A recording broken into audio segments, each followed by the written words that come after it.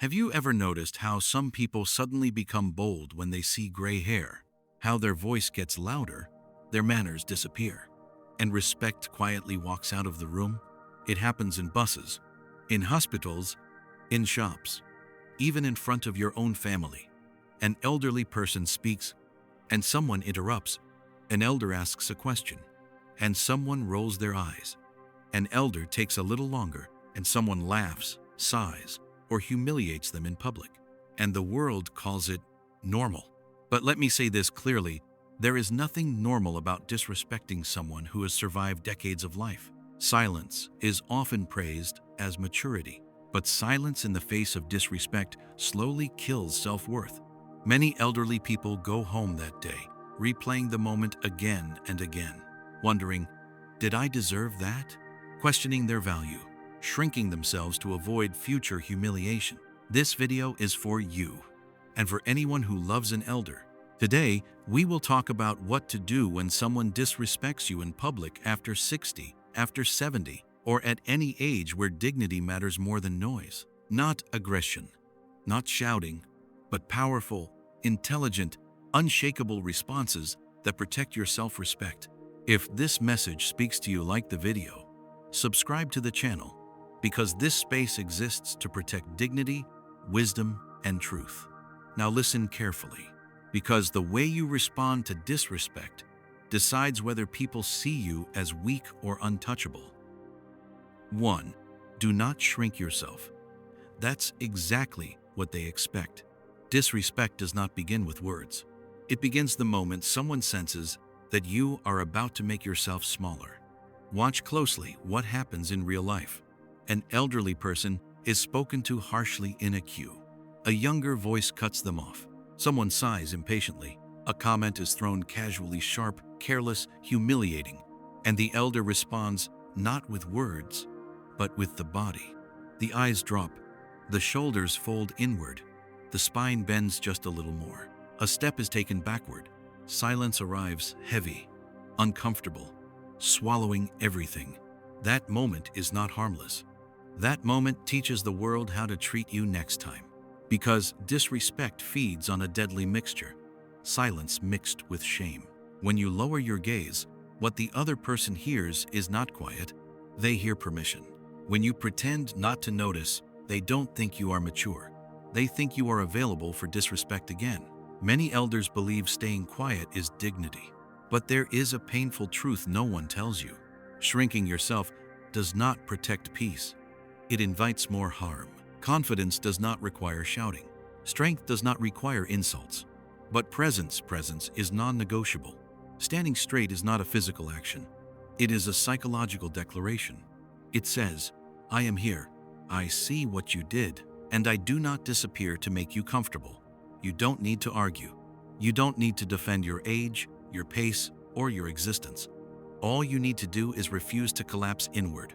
Lift your head not in anger, but in certainty. Hold your posture not stiff, but grounded. Let your silence be alert, not ashamed. There is a kind of confidence that makes disrespectful people deeply uncomfortable. It's not loud. It doesn't attack. It simply does not retreat. People who humiliate elders are rarely strong. They rely on intimidation, speed, and noise. The moment they meet someone who does not flinch, their power evaporates. Think about this. Have you ever seen someone stop mid-sentence because the person they were trying to dominate just looked at them steady, unbroken, present? That pause is fear, because confidence, without noise, forces the disrespectful person to face themselves in public, and that terrifies them. Your posture alone can change the entire outcome of an interaction. Before words even come, your body says, I will not be reduced. I will not be rushed. I will not vanish to protect your ego. This is especially important for elders, because society quietly trains you to apologize for existing, for walking slower, for asking twice, for needing space, for taking time. Stop apologizing with your body. Every time you shrink, you teach your nervous system that you are unsafe. Every time you stand tall, you remind it that you still have authority. And here is the deepest truth, the one that hits hardest. You have already lived through things that would break the people disrespecting you. You have endured loss, responsibility, years of survival, silent sacrifices no one applauded. Why should a careless moment in public be allowed to erase all that? Do not hand over decades of lived strength to someone who lacks basic respect. Stunned, not aggressively, not arrogantly, but unmovable. Because the moment you stop shrinking yourself, disrespect loses its oxygen. And without oxygen, it dies. 2. Respond calmly. Calmness is psychological power. The moment someone disrespects you, they are not looking for conversation. They are looking for reaction. A raised voice, a trembling reply, an emotional outburst, a defensive explanation. Because the second you raise your voice, they win. Not morally, but psychologically. Raising your voice hands them control of the moment. It tells them they have reached inside you and shaken something loose. That is why disrespectful people provoke elders especially. They assume emotion will spill out. They expect frustration, fear, or shame. But calmness? Calmness ruins their entire plan.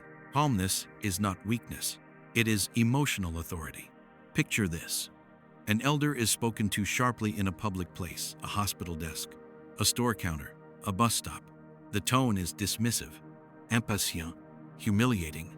Everyone expects the elder to either explode or disappear. Instead, they pause. Not long, just long enough to let the air change. Then, in a steady voice, they say, "Please speak respectfully." No insult, no explanation, no anger. That single sentence lands like a mirror. Because now the problem is no longer the elder. It is the behavior of the other person. The crowd feels it. The energy shifts. The disrespectful person suddenly becomes self-aware. And self-awareness is terrifying for people with no class. Anger gives people something to fight. Calmness gives them nowhere to hide. When you say, "I don't accept this tone," you are not asking for kindness. You are setting a boundary. And boundaries spoken calmly carry more weight than threats screamed loudly. Here is the secret no one teaches elders. People associate calmness with power. Judges are calm. Leaders are calm. People in control of situations are calm. Chaos shouts. Authority does not need to. Your slow voice signals something important to the nervous system of the other person. This person is not afraid. This person is grounded. And grounded people cannot be easily humiliated. There is also something deeply unsettling about calmness in public conflict. When one person is loud and emotional, and the other is composed and steady, everyone instinctively knows who is right. The disrespectful person begins to feel exposed. Their tone suddenly sounds uglier. Their words feel heavier. They may laugh nervously. They may backtrack. They may grow quiet. That is not coincidence. Calmness reflects their behavior back to them, without you having to say a single cruel word. And for elders, calmness does something even deeper. It protects your body. Anger spikes blood pressure. Stress tightens the chest. Humiliation settles in the stomach and stays there. Calm responses keep your nervous system safe. You are not just defending dignity. You are protecting your health. Understand this clearly. Disrespect is often a test. A test to see if you can be pushed. A test to see if you will lose yourself. When you respond calmly, you fail their test and pass your own. You prove to yourself that your strength is not gone. It has simply matured. You do not need to dominate. You do not need to win an argument. You only need to remain unshaken. Because the person who stays calm controls the rhythm of the moment.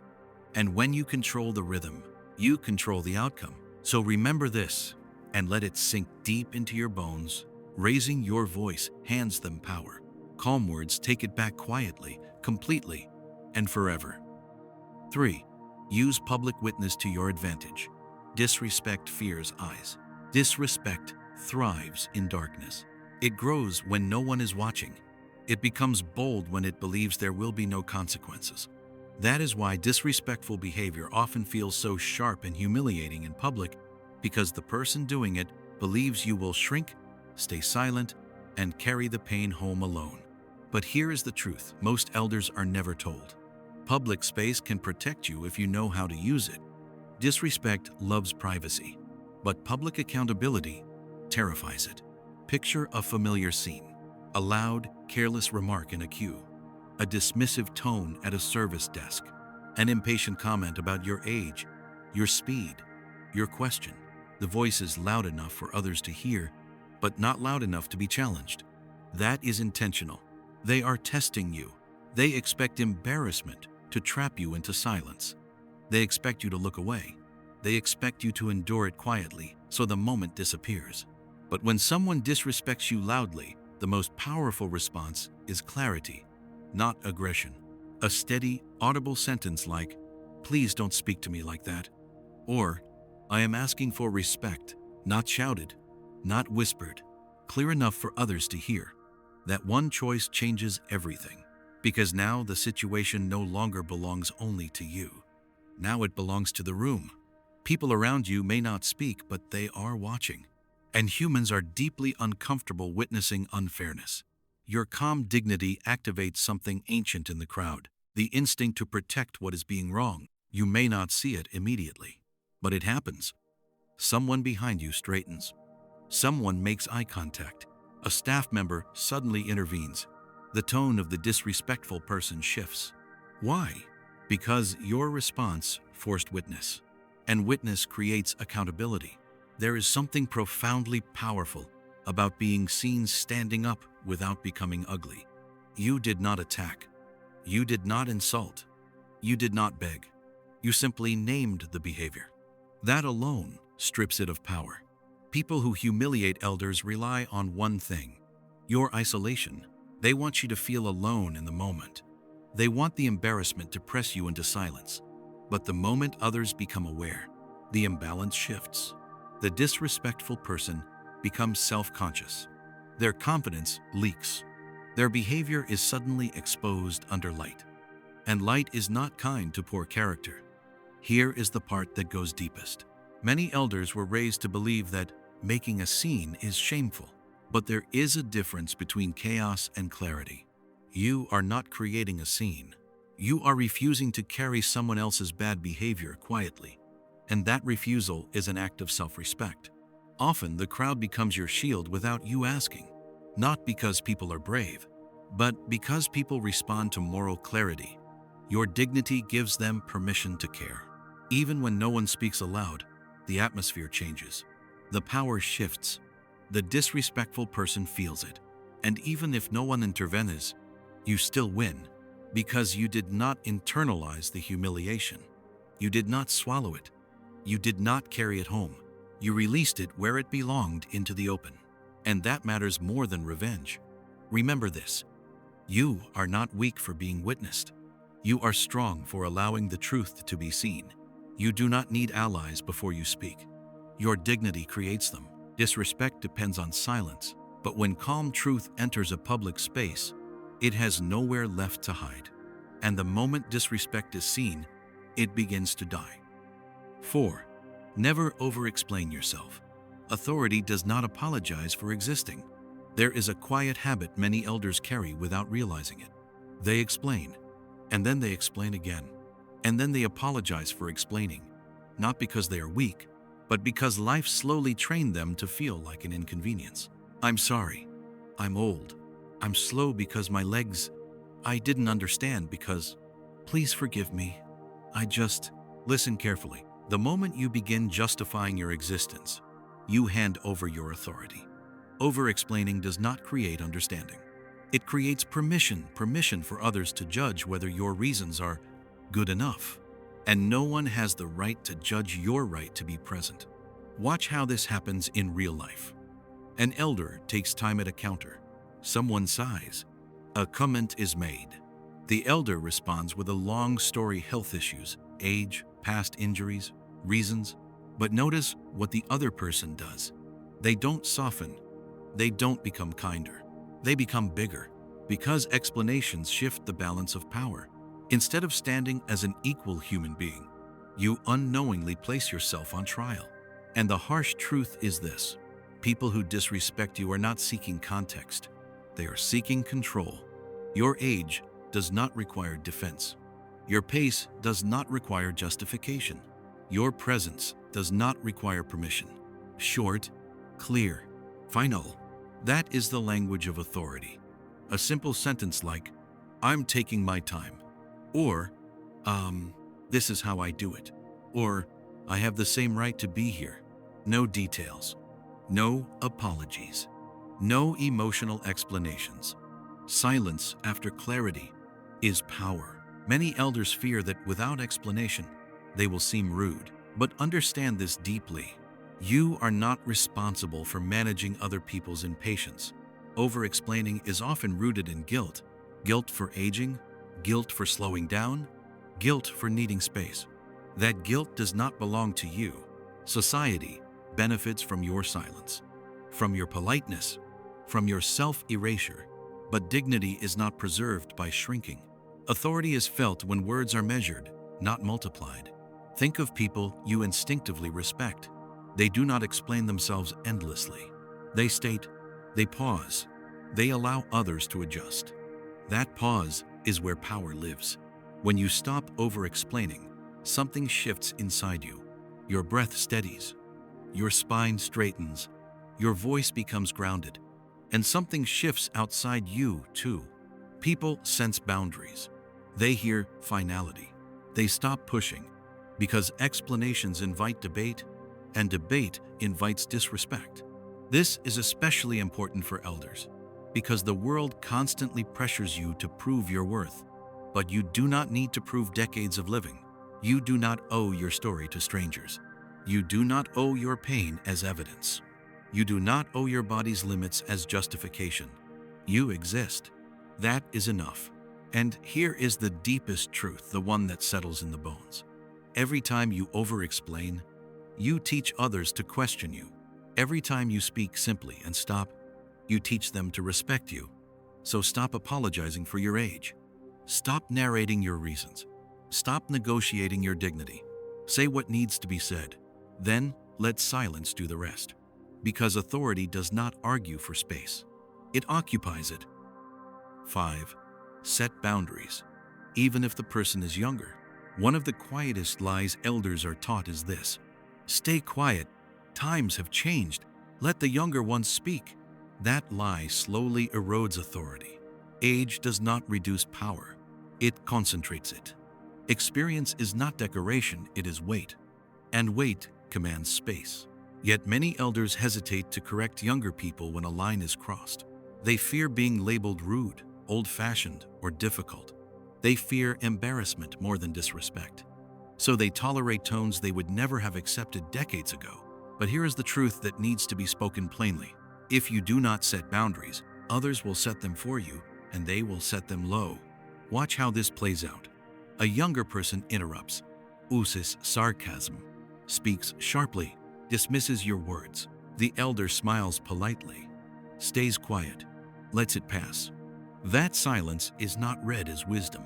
It is read as permission. And permission teaches people exactly how far they can go next time. Correcting someone younger does not require aggression. It requires clarity without apology.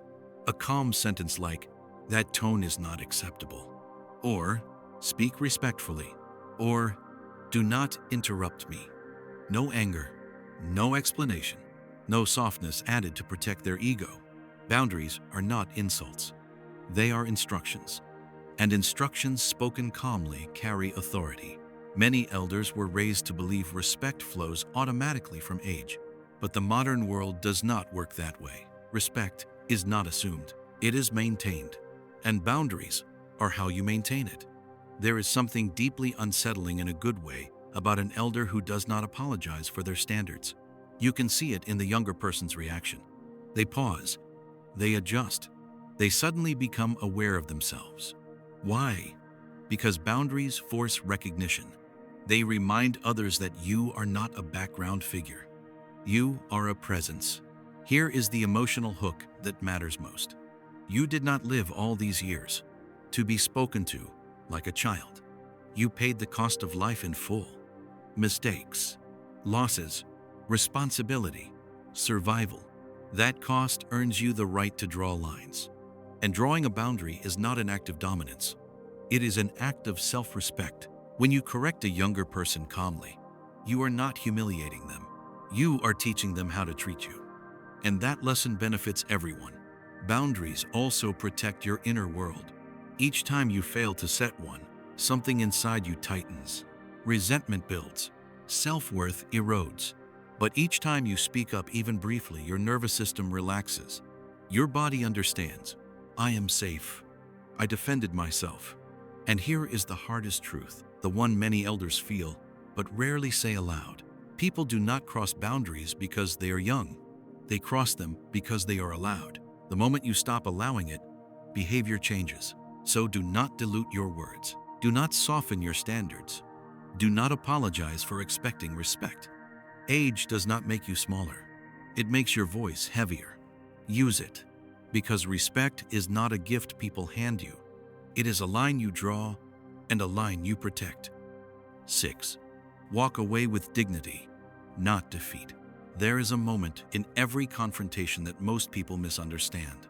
The moment you turn and leave. Society often calls it weakness, running away, losing. But that belief is one of the greatest lies ever sold, especially to elders. Leaving does not mean losing. Leaving means you chose yourself. Disrespectful people thrive on engagement. They need reaction. They need resistance. They need emotional fuel to keep going. Drama is their oxygen. And when you continue arguing, explaining, or defending yourself, you keep feeding the fire even if you are right. This is why disengagement, after you set your boundary, is one of the most powerful acts of self-respect. Picture this clearly. You correct someone calmly. You say what needs to be said short, firm, final. The boundary is placed. Now the other person pushes again, raises their voice, tries to pull you into chaos. This is the moment most elders feel trapped. If they stay, it escalates. If they leave, they fear it looks like defeat. But here is the truth that settles deep in the bones. The strongest people do not stay where they are not respected. When you walk away calmly, without rushing, without slamming words behind you, you deny them the one thing they desperately want: your energy. And nothing humiliates a disrespectful person more than being denied attention. You are not escaping. You are disengaging. And disengagement is control. Walking away with dignity sends a powerful message without a single word. This ends here. You do not get access to me. There is something deeply unsettling about someone who refuses to be pulled into ugliness. No insults thrown, no final attack, just silence, deliberate, steady, complete. That silence echoes louder than shouting ever could. Many elders were taught to endure, to stay, to tolerate discomfort, to keep peace. But peace that costs self-respect is not peace. It is slow erosion. Walking away protects something precious: your nervous system. Arguments spike the heart. Humiliation tightens the chest. Prolonged conflict lingers long after the moment ends. But when you leave calmly, your body registers safety. You are telling yourself, I do not need to fight for my worth. And that realization is freedom. Here is the part that hits hardest. People who disrespect elders often feel powerful in the moment, until the elder leaves. Then confusion sets in. They wanted dominance. They wanted reaction. They wanted to feel superior. Instead, they are left alone with their behavior. And behavior without an audience collapses. Even if they never apologize, you still won. Because you did not absorb their poison. You did not carry it home. You did not replay it in your mind all night. You closed the door when it mattered. Walking away does not erase your authority. It preserves it. It says, I know when enough is enough. I do not negotiate my dignity. I choose peace without surrender. And that choice leaves a mark, not always on them, but always on you. You stand taller afterward. Your breath is easier. Your self-respect intact. So remember this the next time disrespect tries to trap you in a moment. Set the boundary. Hold your posture. Then walk away slowly, calmly, unbroken. Because dignity does not stay to prove a point. It leaves and takes its power with it. 7. Talk about it. Do not carry it alone. The most dangerous part of disrespect is not the moment itself. It is what happens later. When you go home, when the door closes, when the noise fades, and suddenly the scene replays in your mind. The words, the tone, the faces that watched, the part of you that froze. You sit quietly. You tell yourself, it's nothing. You try to move on, but something feels heavier inside your chest. That is unspoken humiliation. And unspoken humiliation does not disappear. It settles. It becomes long-term sadness, a quiet withdrawal, a slight hesitation the next time you enter public space. You may not even realize it, but you begin shrinking before anything even happens. This is how silence multiplies pain. Many elders were raised to endure quietly, to keep dignity by swallowing hurt, to avoid burdening others with their feelings. But listen carefully. Pain that is not released does not stay small. It grows roots. When you carry humiliation alone, your mind begins to distort it. Maybe I deserved it. Maybe I am becoming too slow. Maybe I should stop going out as much. And slowly, your world becomes smaller. Not because of the incident, but because you never spoke it. Sharing what happened is not weakness. It is emotional hygiene. You clean your body daily. Why would you not clean your mind? Imagine telling a trusted friend, your child, your sibling, something happened today. It didn't sit right with me. Notice how your breath changes when you say it out loud. Notice how the weight shifts.